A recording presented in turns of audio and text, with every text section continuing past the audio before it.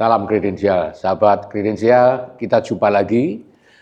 Kali ini tamu kredensial sangat istimewa, Bapak Kardinal Suharyo yang baru saja menghadiri konklav, dan kita ingin tahu pengalaman Bapak Kardinal menghadiri konklav yang pertama bagi Bapak Kardinal. Tentu banyak hal yang sangat menarik dan sangat menarik sekali, tetapi tidak bisa diceritakan di tempat ini.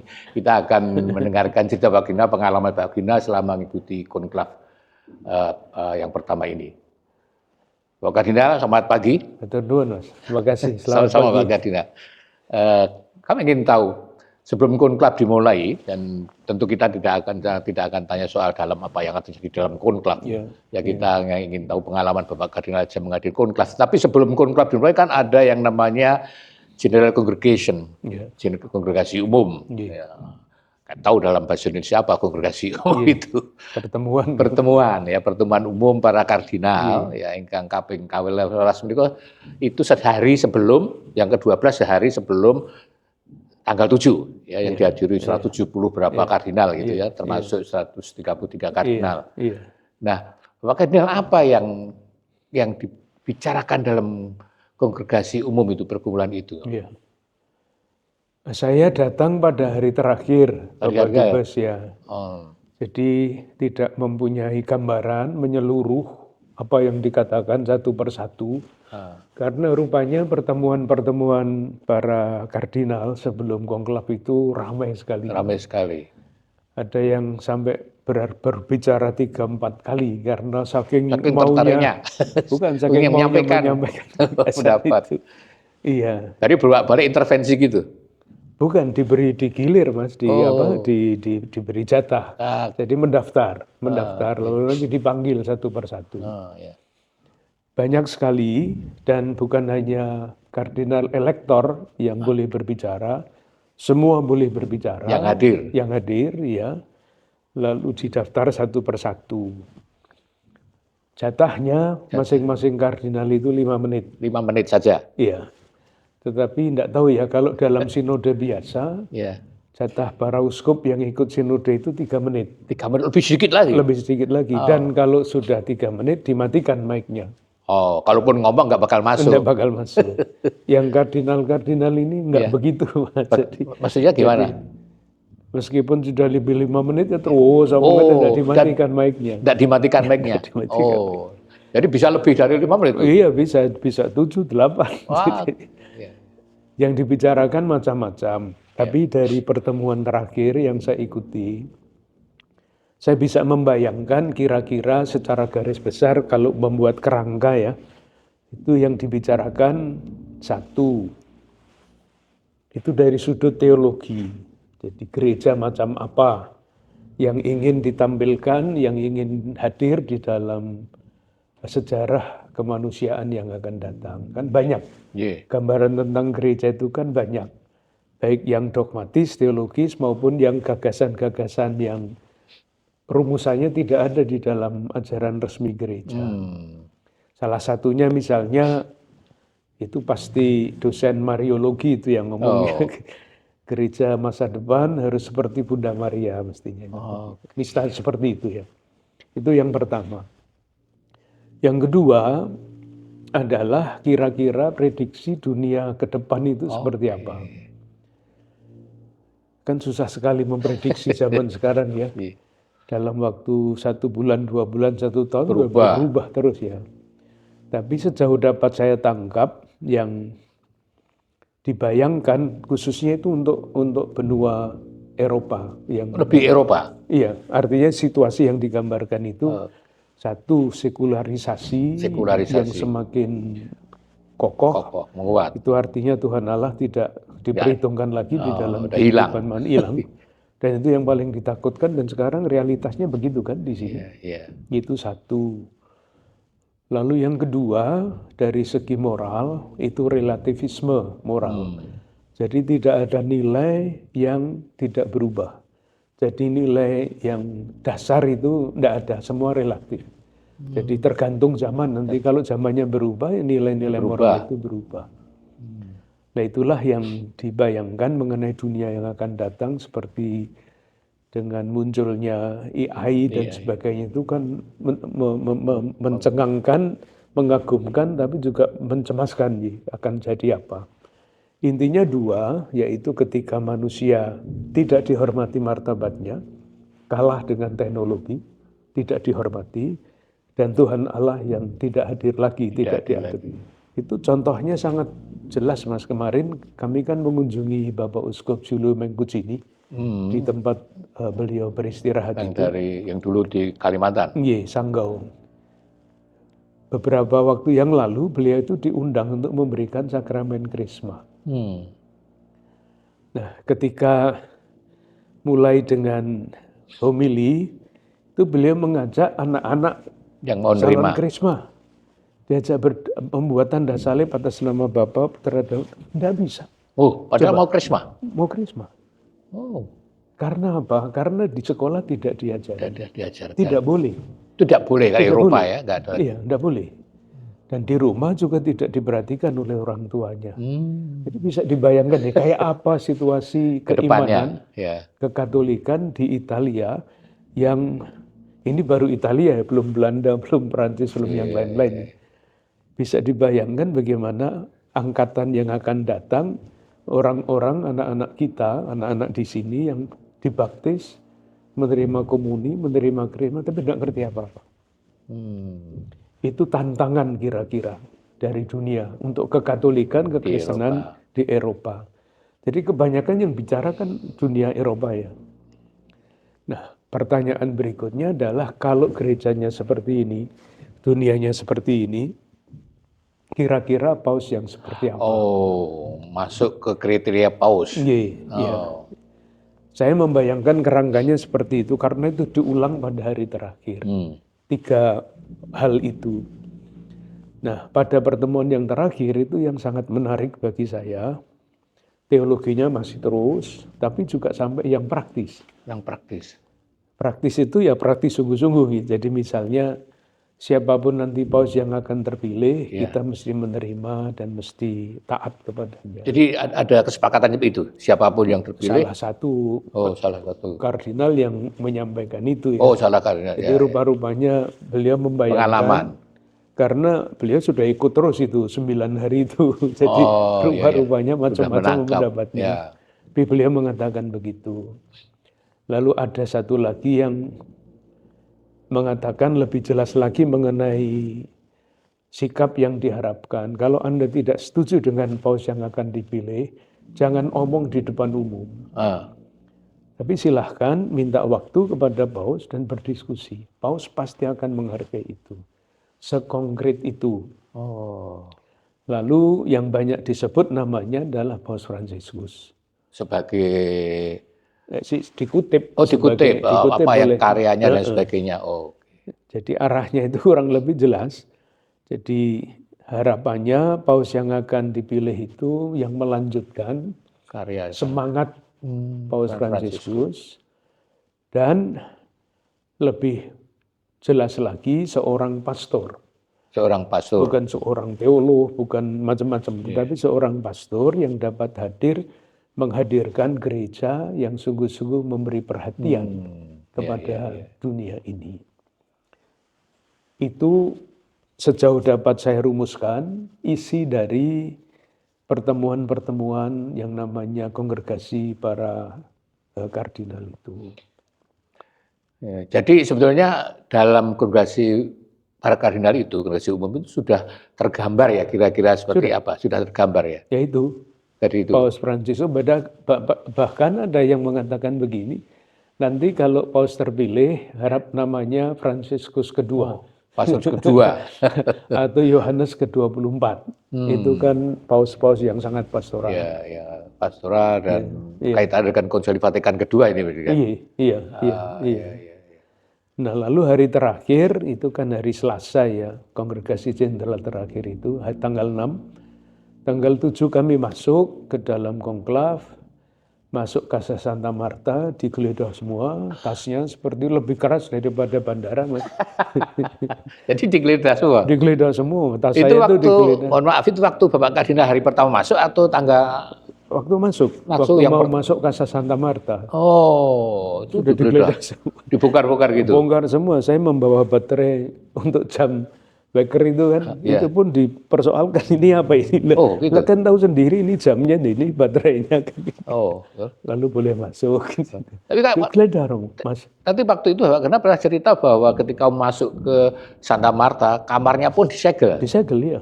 Yang buka ya polisi itu. Oh, jadi ketika kamar masuk, yang mau dipakai Bapak Kardinal disegelan. disegel. Di jendelanya disegel semua. Jendelanya disegel. Yang ketika saya masuk kamar itu baru segelnya dibuka. Jadi begitu menakutkan ya kelihatannya. Tapi nanti kalau sudah Konklavis. masuk tidak menakutkan Kalau sama nggak masuk sekali. nggak menakutkan. Tapi sangat ini ya. Ini kan pengalaman pertama Bapak Kardinal ya. Jadi masuk Santa Marta, baru Santa Marta itu ya. Baru masuk itu pun melalui garasi, Mas. Lah ya itu baru di Santa Marta saja, belum Kapel Sistina Oh, kan. belum. Sudah kayak gitu. Iya. Oh, ya. Itu. Jadi semuanya digeledah, aman.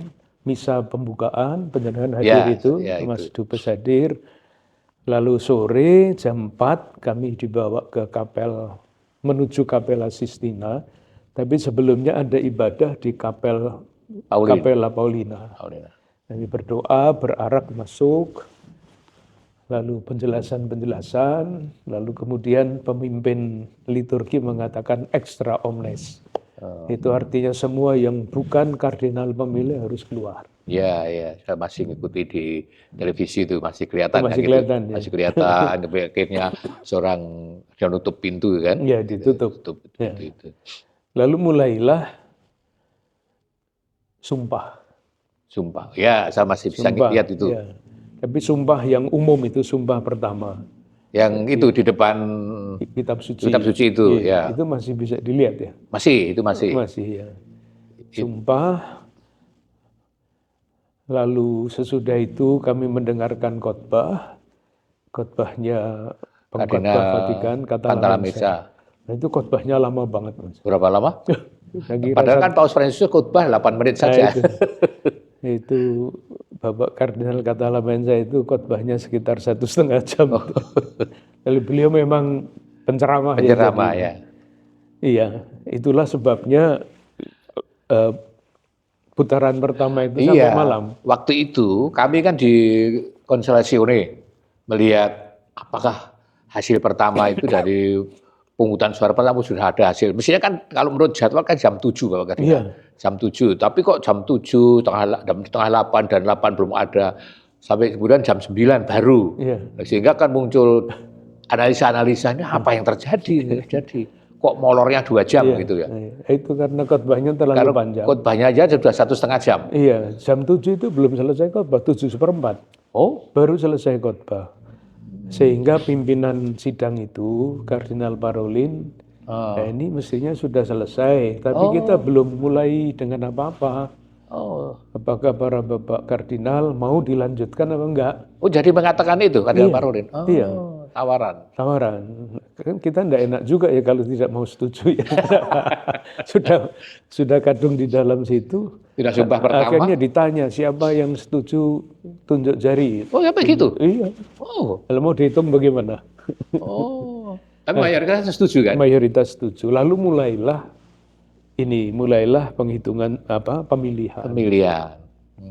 Nah, pemilihan sebelumnya itu ada pengumuman sebelum pemilihan. Ya. Ini dari luar, dari pengamat dari petugas keamanan ya. Ya.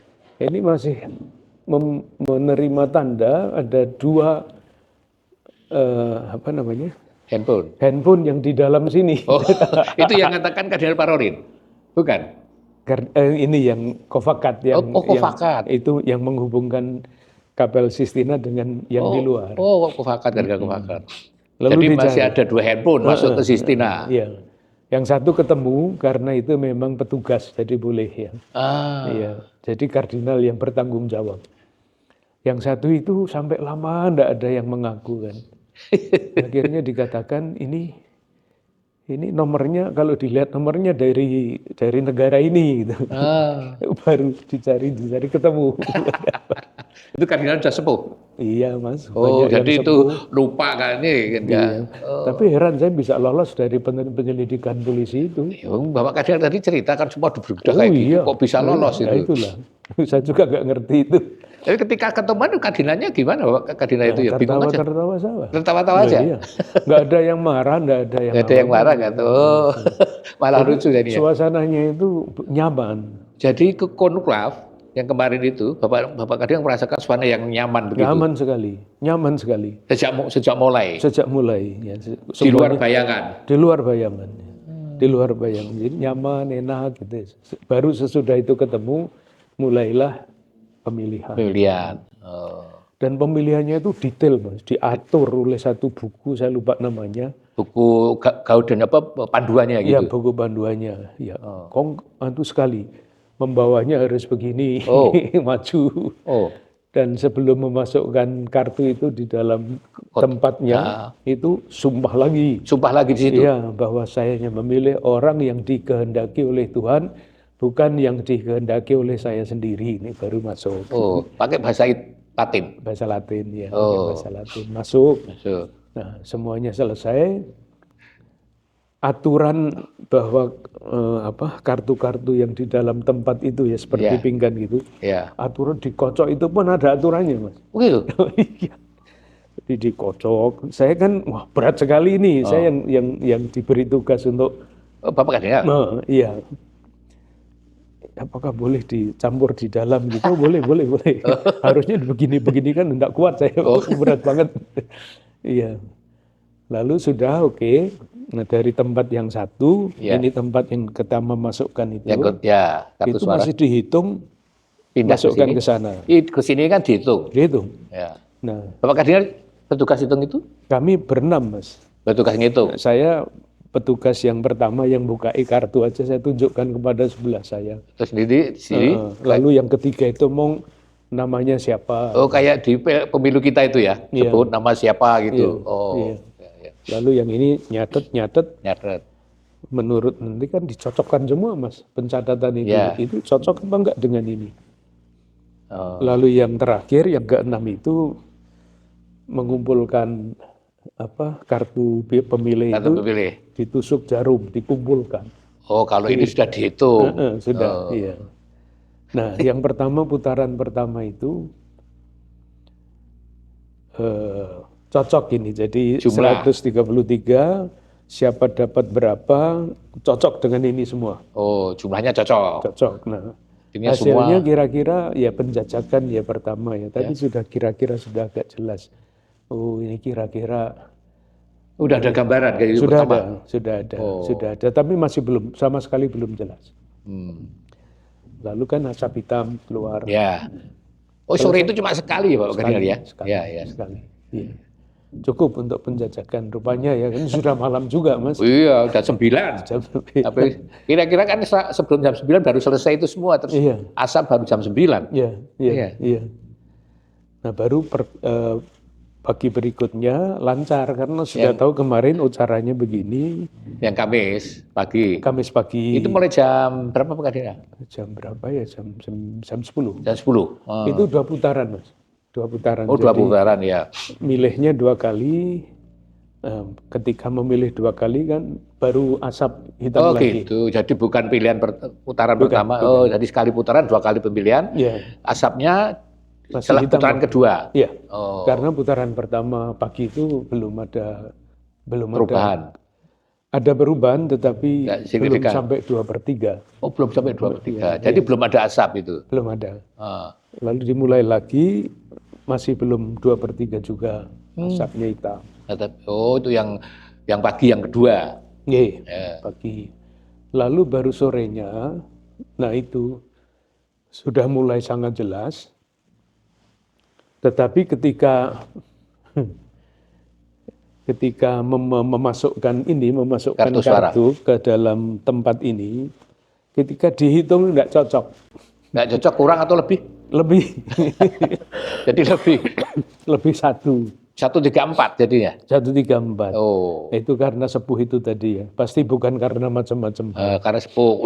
Kelihatan ya sepuh-sepuh. Iya. Ya. Karena kami pada awal putaran itu diberi 2 kartu. kartu pemilihan. Maksudnya Ah. nanti putaran pertama dipilih, putaran kedua nggak usah bagi kartu lagi. Oh, untuk dua kali Iya, pilihan. iya. Oke, ya.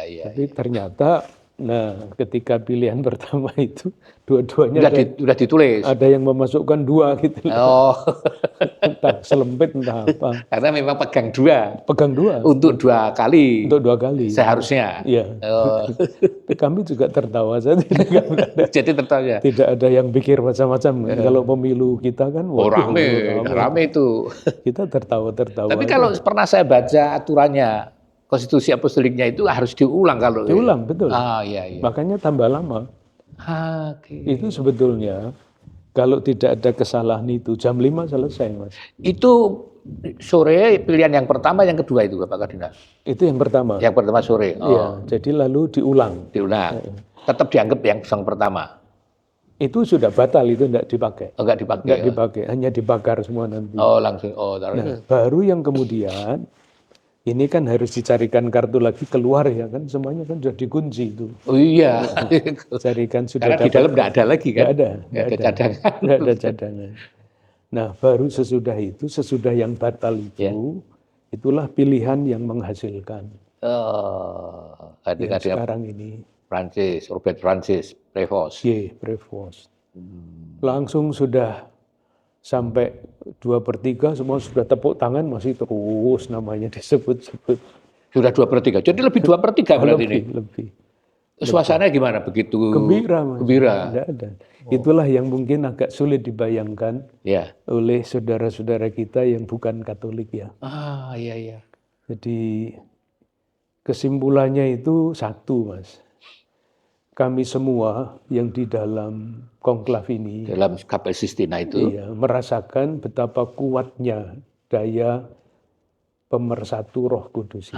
Iya, betul. Itu tidak gampang dibayangkan. Sulit ya. Karena mohon maaf, karena di luar kan hiruk pikuk kayak gitu. Bayang-bayang akan terjadi pertarungan seru kan gitu. Sama sekali tidak ada. Lancar-lancar semua. Iya. Apalagi kalau dibayangkan ketika prakonklav, betul. Intervensi itu kan segala macam gagasan kan ada di situ. Ketika masuk, seolah-olah kita itu ya memang dibimbing Roh Kudus. Iya. Pasti perhitungan manusiawi ada ya. Ya, saya pernah mendengar Bapak Kardinal waktu itu di Jakarta. Ya kan, memberikan gambaran bagaimana intervensi Roh Kudus itu tidak dalam wujud merpati yang hinggap di bahu, tapi itu mengaruhi seperti yang dikatakan bahkan juga dulu dikatakan oleh Kardinal Ratzinger.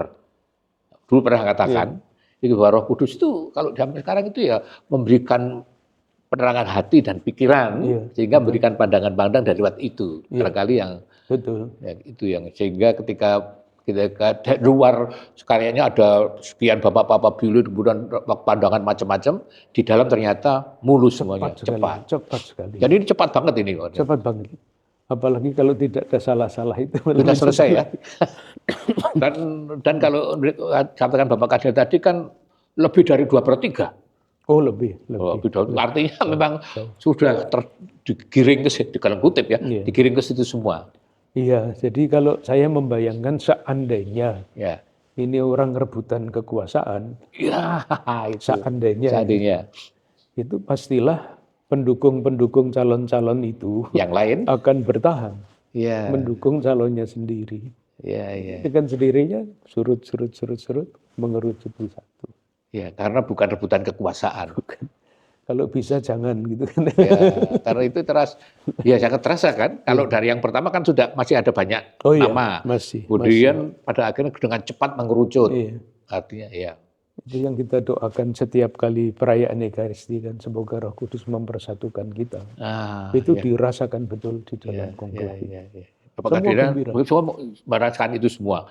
Merasakan itu. Dan ketika konklav selesai, itulah yang dibicarakan di meja makan. Kita bersyukur bahwa kita dibimbing sungguh oleh Roh Kudus yang mempersatukan. Tapi itu kan hanya bisa dimengerti oleh orang Katolik. Iya, sulit di mana? Tapi paling tidak gambarannya kan yang di luar sebelumnya kan begitu Iya, rame, iya, orang memperkirakan, ya kan? Dan kemudian kok begitu cepat muncul, selesai gitu. iya, betul. Dan bagaimana kalau Bapak Gabriel sendiri pengalaman rasanya seperti apa mengikuti konklav ini pertama ini? Ya waktu masuk kan ceritanya macam-macam, serem dan sebagainya Hah? itu. Ketika mulai berdoa ibadat sore sebelum pemilihan pertama itu, kelihatan sekali suasananya sudah sangat sangat hening, adem, Hmm. tidak ada kosak-kusuk kemana-mana, semuanya diam. Prosesi dari Kapela Paulina itu menuju Kapela Sistina, semua berdoa, menyanyi dan sebagainya. Suasananya memang seperti dibayangkan dan dikatakan suasananya suasana doa. Maka doa. Suasananya doa. Oh, yang Bapak Gabriel sampaikan waktu itu di Jakarta semacam retret agung gitu. Ya, ya, retret intensif. Tetap intensif Bukan intensif, malah. tapi apa ya, yang sangat-sangat, waktunya pendek tetapi sangat padat itu ya, padat pengalaman spiritual. Jadi ini pengalaman yang sangat berkesan. Iya, dan semuanya itu gembira gitu loh, Semuanya Bapak gembira. Duta. Ya. Karena apa? Karena sebagian besar kan baru pertama kali ikut ya, jadi pada Iya, bingung kan. iya, betul. Apalagi bahasanya. 110 yang pertama, yang pilihannya Paus Franciscus kan ada 110 yang ikut dari 133, 110-an itu yang diangkat oleh dan Iya, ya, Paus Franciscus ya, ini. artinya Ya. baru semua. Iya, dan bahasanya kan macam-macam ya. Ada yang tidak tahu bahasa Inggris, ada yang tidak tahu bahasa Itali. Iya, iya. Kardinal Parolin yang memimpin konklav itu. Itu kalau berbicara selalu pakai 3 bahasa. Dari Parolin, bahasa Parolin. Itali, bahasa Inggris, Spanyol. Spanyol. Oh. Kalau bahasa Perancis, tapi yang biasanya yang bahasa Perancis tahu bahasa yang lainnya. Ya, kalau Prancis biasanya tahu bahasa Itali. Iya, iya. Jadi ketika pemilihan pertama yang jam 5 yang molor sampai 2 jam itu, kemudian kan makan malam. Sudah nggak ada kasuk-kusuk. Gitu. Nggak ada, sama sekali nggak ada. Yang pilihan hari kedua, kemudian makan siang juga nggak ada juga. Nggak ada. Jadi di meja itu kami nggak omong sama sekali tentang peristiwa di dalam Kapela Sistina. Sejauh saya tahu loh ya. Iya, iya. Karena saya baca buku, Bapak Kardinal, buku yang mengenai pemilihan Paus Franciscus. Itu ketika saat makan, itu ada saat untuk dalam tanda kutip untuk saling itu. Itu nggak ada. Nggak ada. Nggak ada. Sejauh saya tahu loh ya. Iya. Saya makan kan itu beberapa kali di beberapa meja dengan kelompok yang berbeda. Nggak ada sama sekali. Yang ketika saya duduk di meja itu nggak pernah ada omongan bicara soal apa yang terjadi di dalam. Iya. Paling-paling secara umum kok sampai jam sekian baru makan malam. Tapi soal konklav enggak. Itu makan malam kira-kira udah jam 10 kan? Lewat Mas, lewat jam 11 malam baru selesai. Itu Bapak Kardinal sendiri menduga nggak kalau akhirnya yang jadi dari Kardinal Prevost yang orang ini Amerika meskipun lebih banyak di Peru. Iya. Kan tidak ada di dalam ini Mas. Saya kan tidak banyak kenal dengan kardinal-kardinal itu. Bahkan semuanya mungkin begitu ya? Iya. Kecuali yang seangkatan konsistori barengan ya? Itu pun tidak. Tidak juga ya? Tidak juga. Sudah lupa siapa teman-teman seangkatan dulu. Hanya kan yang ditulis di koran-koran di mana di televisi kan namanya enggak ada itu. Enggak ada. Kardinal Robert. Ada salah satu koran media yang nyebut Kardinal Robert Francis Prevost itu tapi di 15 dan cuma gitu doang enggak disebut lagi. Ada satu media online Cruz yang bilangnya Yesuit. Itu nyebut kardinal ini. Udah disebut. Saya pernah membaca tapi terus kurang perhatian gitu kan. Karena fokusnya kan pada kardinal-kardinal yang lain yang lebih populer. Saya kemarin setelah itu, saya pernah baca ini, saya cari lagi ketemu. Dan itu sudah sebutkan, ini kardinal ini akan jadi dari Amerika akan jadi kejutan gitu. Sebutkan berbagai macam itu. Tapi ya mungkin saya sendiri tadi saya sampaikan baca sekilas saja. Pak Dubes waktu kita omong di Kompas ya itu ya satu meja atau apa itu. Iya. Sedangkan mengatakan yang masuk sebagai calon paus keluar sebagai kardinal. Oh ya kan begitu kan ya. Kan calonnya banyak banget. Ya. Masuknya paus, keluarnya kardinal. Iya. Yang masuknya kardinal, keluarnya paus. Iya. Iya. Saya merasa loh ya. Iya, iya. Peristiwa ini selain peristiwa rohani bagi umat Katolik, saya berharaplah sekurang-kurangnya, moga-moga dapat menjadi cermin. Ini loh kalau memilih pemimpin apalah, pemimpin dari tataran yang paling bawah sampai paling tinggi itu, mestinya dengan semangat seperti ini. Semangat yang mempersatukan, tidak rebutan kuasa demi kekuasaan, tetapi ketika dipilih oleh Tuhan lewat pilihan yang biasa manusia, itu sungguh-sungguh menjalankan amanahnya untuk kebaikan bersama. Saya membayangkannya seperti itu. Ini contoh yang sangat menarik ya. Sangat menarik. Tidak ada kampanye, tidak ada suap, tidak ada intrik. Nggak ada yang mencalonkan diri, nggak ada yang terang-terang dicalonkan. Iya. Merasa ini salah satu alternatif, tapi ya pasti tidak akan bisa dicapai ya. Ya, tapi paling tidak akan jadi pertimbangan ya. Bayangkan bahwa pernah ada peristiwa seperti ini. Sekurang-kurangnya semangat dasarnya. Kalau kampanye harus ya. Untuk pemilihan kepala negara itu kan harus. Tapi model kampanyenya seperti apa? Kalau modelnya kampanye sudah tidak tulus, sudah tidak baik, jadinya nanti pasti tidak baik. Iya. Karena ini titiknya kan persatuan jadinya. Iya betul. Akhirnya itulah yang menjadi puncak dari segala proses ini ketika dipilih seorang pemimpin, yakin bahwa pemimpin ini akan bekerja untuk. Apakah itu ya? Saya duga-duga. Apakah terpilihnya Kardinal Robert Francis Prevost ini?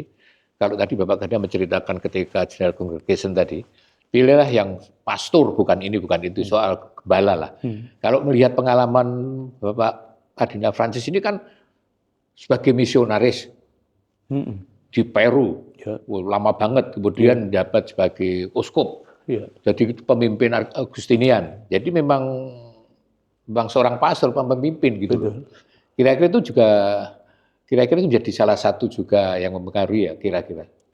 Saya kira bukan hanya kira-kira, Mas. Saya kira pasti salah satu yang karena di dalam Kongregasi Jenderal para Kardinal itu jelas sekali kata kita membutuhkan seorang pastor.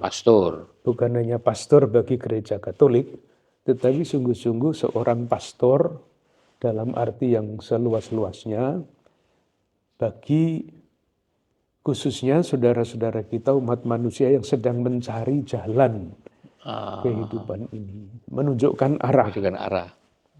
Dan arahnya kita kan macam-macam. Ya, arah macam-macam. Ya, arahnya uang, arahnya gengsi, arahnya kekuasaan. Ini derajat. Nah, ini menunjukkan arah yang benar. Ya, benar menurut gereja Katolik ya pasti ya. Tapi kan saya lah sebagai seorang Katolik, seorang ya dipercaya sebagai gembala kan kira-kira fungsinya itu jelas ya menunjukkan arah. Mungkin arah itu seperti yang dilakukan oleh para nabi. Berasa maksud saya ya. Kalau nabi-nabi itu kan munculnya pada waktu ada situasi yang nggak baik, tidak baik-baik saja. Iya. Kerajaan-kerajaan Israel. Pada zaman Perjanjian Lama itu kan melenceng-melenceng ya. Iya, melenceng-melenceng. Nabi muncul menunjukkan arah. Mestinya kayak gitu itu. Tapi masalahnya, justru masalah yang paling besar, sekarang ini orang tidak percaya lagi kepada arah. Tidak percaya lagi pada arah. Tidak percaya lagi. Arahnya macam-macam. Pada zaman konsumerisme, arahnya juga uang. Pada zaman pasca kebenaran, sekarang sudah pasca kebenaran. Ya. Pos-pos ini. Ya, pos-pos itu tidak tahu arahnya mau kemana lagi. Sekularisme itu arahnya juga bukan arah yang sebetulnya menurut arah dasar manusia.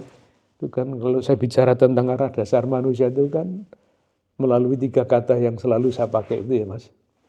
Itu. Bahasa Indonesia, ya. Khalik ke pencipta kan. Oh, Khalik. makhluk, makhluk, ciptaan, akhlak. akhlak, khalik, makhluk, ciptaan. Ini kan tiga kata yang akar katanya sama. Khalik itu pencipta, makhluk itu ciptaan, akhlak itu adalah akhlak, perilaku kehidupan. Jadi kalau manusia itu sungguh sadar bahwa dirinya adalah makhluk di hadapan Sang Khalik, mestinya berperilaku Punya akhlak mulia.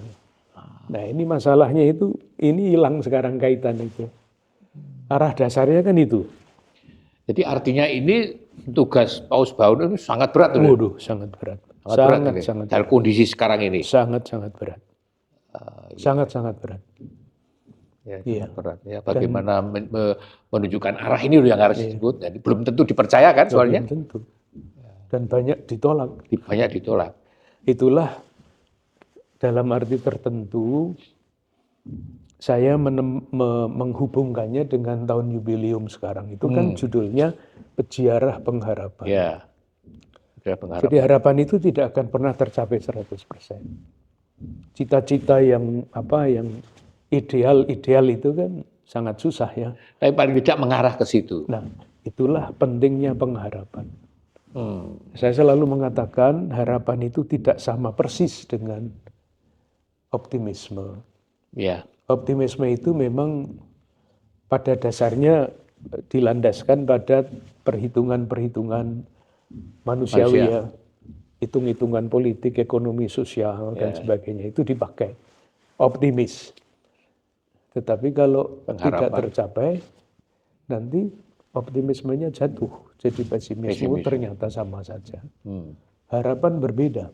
Harapan itu landasannya selain hitung-hitungan itu, landasannya pada iman. Itu yang membedakan. Itu yang membedakan. Karena sakit kitab suci ya. Apa-apa. Allah yang telah memulai karya yang baik, jadi Allah akan menyelesaikannya juga. Secara baik juga. Ya, pasti sempurna. Ya, karena dimulai dengan baik. Nah, disitulah kerja manusia, perjuangan manusia itu ditempatkan. Jadi kalau orang optimis itu bisa dengan mudah jatuh. Kecil hati, putus asa. Karena merasa kalau keinginannya nggak tercapai. Iya. Beda dengan orang berharap. Kalau orang yang punya pengharapan itu, kalaupun tidak berhasil, ya terus berjuang. Karena Allah yang akan menyelesaikannya. Ya ini bedanya itu. Nah ini sama dengan kalau kita kembali ke konklav kan seperti itu juga. Dengan memilih Kardinal Prevost ini, kan ada harapan ke sana. Lain dalam kondisi zaman seperti sekarang ini. Meskipun tadi saya sampaikan dan Bapak Gini katakan bahwa ini tugas yang sangat berat. Karena itu barangkali dengan mengambil nama Leo, menurut saya memang pas untuk zamannya ini dengan kondisi seperti apa. Betul. Jadi beliau tidak menepati permintaan para kardinal yang minta paus baru nama Yohanes ke-24 atau Fransiskus kedua. Tapi rupa-rupanya dengan semangat itu, semangatnya sama, hanya akan memberi perhatian lebih pada seperti yang dicita-citakan oleh Leo ke-13. Tetap dengan keyakinan bahwa belum tentu berhasil, tapi tetap di dalam harapan, karena sekecil apapun usaha untuk menuju ke sana, arah yang benar itu tidak akan sia-sia. Jadi ini ya, namanya memang mengambil nama Leo itu tepat untuk sekarang ini. Iya. Memang pada waktu beliau menyebut nama itu, banyak orang bertanya-tanya, kenapa Leo 14? Oh gitu? Oh iya. Saya yang di dalam konklav aja enggak ngerti, Mas. Kok Leo 14 ya? Saya bertanya begitu. Sesudah berpikir, Leo 13 itu ternyata yang menulis Rerum Novarum. Ya. Jadi sekarang kan banyak Rerum Novarum yang baru ya. Bukan seperti abad ke-19 dulu. Sekarang tantangannya jauh lebih dahsyat. Dulu kan lebih karena akibat revolusi industri itu. Sebatas itu. Sebatas itu saja. Dan sekarang Rerum Novarum yang baru, itu kondisi sekarang. Itu yang paling baru kan artificial intelligence AI, itu ya. Mau kemana itu nanti? Membawa umat manusia kemana? Ya. Ketika orang masuk di dalam zaman relativisme, padahal gereja harus menyampaikan warta Injil. Nah itu tabrakannya bisa lama, bisa bermacam-macam itu. Kalau kita lihat pidato yang pertama waktu muncul di balkon, itu kalimat yang kalimat disampaikan pertama perdamaian yang jadi kayaknya yang mau ditekankan kayaknya. Nah sekarang pertanyaannya apa yang dimaksudkan dengan perdamaian ya? Nah kalau secara konkret praktis, perdamaian pasti selesainya perang, selesainya konflik. Yang pengertian biasa. Ya, biasanya yang itu kan normal. Pada waktu penutupan kongregasi jenderal kan para kardinal menulis seruan untuk menghentikan perang di Ukraina, di Gaza, di Sudan, di tempat-tempat itu. Ya. Itu salah satu bentuk dari perdamaian. Nah, maka pertanyaannya bisa macam-macam ke situ, Mas. Misalnya dulu waktu zaman Romawi ada pepatah si vis pacem para bellum. Ya. Kalau mau damai ya harus siap perang. Ya. Itu kan sebetulnya sekarang tidak boleh berlaku lagi kan? Oh ya, si vis pacem para justitiam. Keadilan. Keadilan. Kalau mau damai ya silahkan membangun sejarah umat manusia yang adil. Si vis pacem para justitiam. Siapa yang mau itu? Ya. Itu kan ajaran moral gereja Katolik. Bukan bellum tetapi justitiam. Itu tidak dikenal. Yang dikenal para bellum. Makanya produksi senjata di mana-mana. Itu yang kemarin dulu dikecam sama Paus Francescus kan. Kalau orang produksi senjata pasti harus membuat perang kan. Iya. Itu satu pertanyaan pertama. Pertanyaan kedua, nah sekarang ngomong tentang iman Katolik yang namanya pax. Itu artinya apa? Pax itu sekarang artinya secara menyeluruh satu relasi yang baik dan benar antar manusia. Satu, relasi yang baik dan benar dengan alam, tidak merusak alam, dan hubungan yang baik dengan diri sendiri. Ini kan aneh ya? Ya, ini sulit itu. Nah, orang bisa tidak kenal dengan dirinya sendiri, ya? Karena lihatnya keluar, idola dan sebagainya itu. Saya mau seperti itu, tapi tidak melihat dirinya sendiri. Seperti apa sesungguhnya? Ya. Dan kuncinya adalah hubungan yang baik dengan Tuhan. Itu pax di dalam pengertian iman Katolik. Diri sendiri, relasi dengan orang lain, lingkungan dan Tuhan. Nah sekarang Tuhannya ditempatkan lagi dicari, disisihkan di Eropa, disisihkan. Kembali lagi mengucapkan semoga damai Tuhan beserta Anda, gampang diucapkan tapi kompleksitasnya itu mengerikan, Mas. Jadi apa yang disampaikan Paus Leo XIV yang pertama itu tidak hanya bidadari makna yang biasa, damai dalam arti damai perang gitu. Tapi ke dalamnya itu tadi sampai Bapak Kardinal tadi. Nah, itu sebenarnya pengingat sebenarnya, warning sebenarnya. Iya. Jadi perjuangannya kan sekompleks itu. Sepertinya lebih berat perjuangannya untuk di Eropa ya Pak Kardinal ya. Saya membayangkan iya. Kalau kita lihat perkembangannya kan sekarang di luar Eropa sebetulnya ya. Katolikan kan di luar Eropa ya, di Asia, di Latin, di Afrika. Artinya di pinggir yang istilahnya Bapak Francescus dulu yang di pinggiran. Nah, sehingga tidak lagi Eropa sentris tapi sudah ke pinggiran. Tapi dengan Paus baru ini malah melihatnya ke Eropa lagi sekarang. Saya kira tidak begitu, Mas. Tidak begitu. Saya kira sekularisasi itu terjadi di mana-mana ya. Sadar atau tidak sadar. Terjadi di mana-mana. Dan sekarang kan dunia itu global ya, Mas ya. Jadi yang terjadi di Eropa juga di negara. Jangan dibayangkan tidak akan terjadi di Afrika atau di Asia atau dimanapun. Jadi tantangan global kemanusiaan. Oh ya, itu tantangan global kemanusiaan. Iya.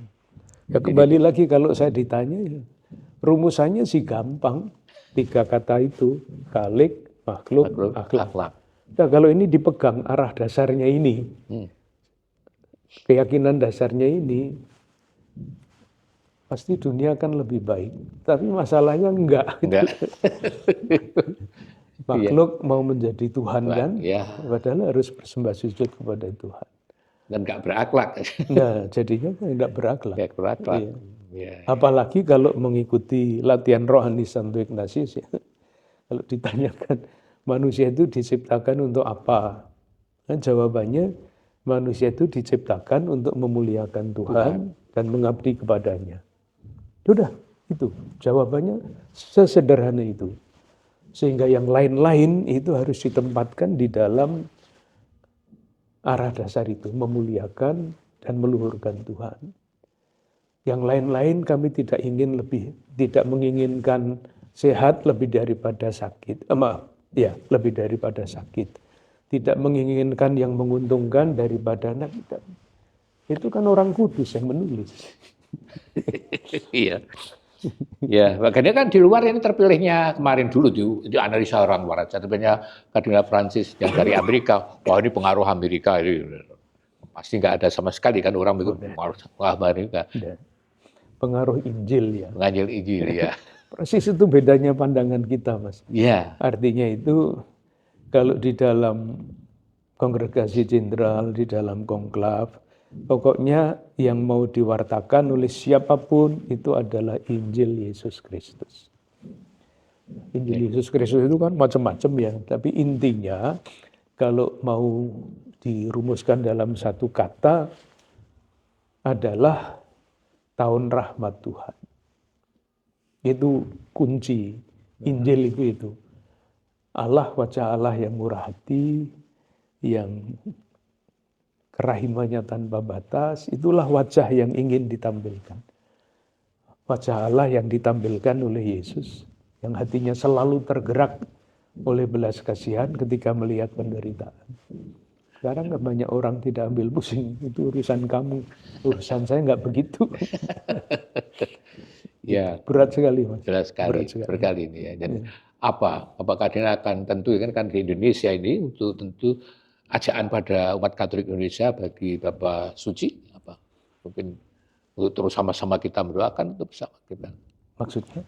Sebagai Bapak Kardinal dari Indonesia, ya. setelah sekarang terpilihnya Paus Baru itu ajakan apa Bapak pada umat di Indonesia itu? Saya tidak berani mengatakan umat di Indonesia, Mas, umat Katolik di Indonesia ya. Tapi umat Katolik di Keuskupan Agung Jakarta. Oh, di Keuskupan Agung Jakarta ya. Masing-masing uskup masing-masing beda-beda. Beda-beda ya. Kalau saya mengatakan sudah beberapa waktu yang lalu dengan kedatangan Paus di Jakarta, saya mengatakan kepada umat Katolik di Jakarta, pilihan pastoral kita pada jalan yang benar. Itu artinya dalam dua arah dasar 5 tahunan terakhir, mulai dari 2016 kan Jakarta itu Pancasila. Masing-masing sila dirumuskan, dipelajari, didalami, dan dicari jalan-jalannya selama 5 tahun, 2016 sampai 2020. 2021 itu kan COVID ya. Lalu 2022 nanti sampai 2026 itu ajaran sosial gereja.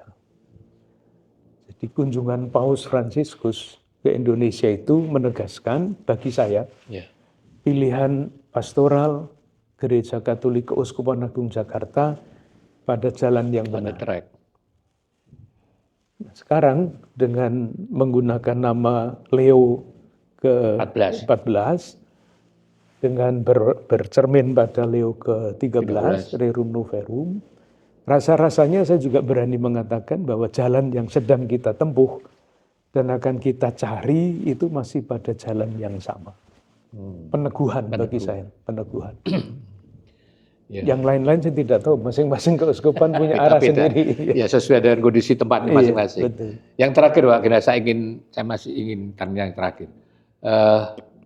Kan yang ke hari Sabtu atau Minggu kemarin, kan untuk yang pertama kali Kardinal ketemu lagi Pak Kardinal dengan Paus. Apa pesan atau harapan Paus pada para kardinal kemarin terakhir itu? Iya. Pertemuan pertama. Ada dua yang beliau katakan, pendek sekali beliau khotbah, pengantarnya Mas, ingin lebih banyak mendengarkan lagi. Mendengarkan lagi? Dari para kardinal. Dan masih banyak kardinal yang ingin bicara. Sampai di stop di jalan kan. Begitu, itu saking banyaknya? Saking banyaknya. Jadi di daftar itu ada 38 yang ingin bicara. Tapi mungkin baru sampai 15 sudah selesai karena paus harus pergi. Yang beliau bicarakan adalah ini, kita mau berjalan bersama-sama. Berjalan bersama-sama. Dan melanjutkan apa yang sudah dirintis oleh Paus Fransiskus dalam sinode tahun 2023 itu. Menuju gereja sinodal, meskipun harus dirinci ya menuju gereja sinodal itu maksudnya apa. Itu kan terus digali. Dan yang kedua, saya akan melanjutkan semangat atau hasil-hasil Konsili Vatikan kedua, persis seperti Paus Fransiskus, menemukan jalan-jalan baru. Itu yang diucapkan. Lalu yang keprihatinannya, ada 3, pasti keprihatinannya pasti banyak sekali ya. Yang terungkap kita ya. Yang terungkap itu memang kehidupan gereja sendiri. Gereja sendiri pun masih sangat bukan gereja yang keseluruhan, tapi satu untuk para uskup.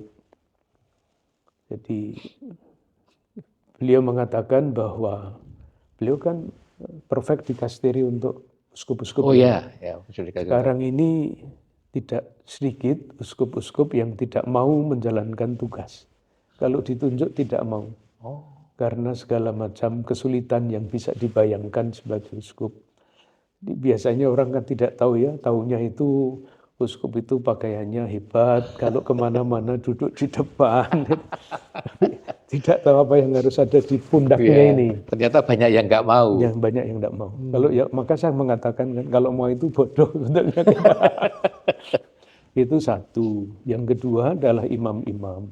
Imam-imam. Jadi imam-imam yang diutus ke tempat-tempat yang sulit dan jauh perlu ditemani. Perlu didukung rohani, jasmani, karena kadang-kadang yang tidak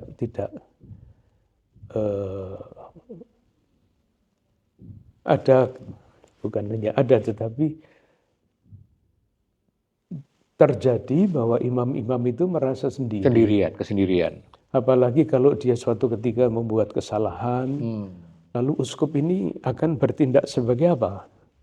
Uskup itu kan pegang yudisial, legislatif, dan eksekutif. Jadi kalau ada imamnya bersalah, dia mau sebagai apa ini? Biasanya kan sebagai hakim ya. Nah, dia akan bertindak, akan tampil kepada rekan-rekan imam yang menghadapi kesulitan itu sebagai hakim atau sebagai bapak. Seringkali kan susah itu ya. Betul, pasti. Saya bisa bayangkan. Dan yang terakhir itu mengenai hidup religius. Hidup religius. Jadi itu yang disampaikan pada saat pertemuan dengan para Bapak Kardinal. Karena waktunya terbatas tadi. Sangat terbatas. Masih banyak yang ingin bicara. Dan kan yang saya mengenai mau mendengarkan kan ini. Masih mau mendengarkan. Ini kan sulit untuk menjadi mau mendengarkan kan sulit kan Bapak Kardinal. Iya betul. Tapi keterbukaan itu adanya, memang keterbukaan yang kritis ya Mas ya.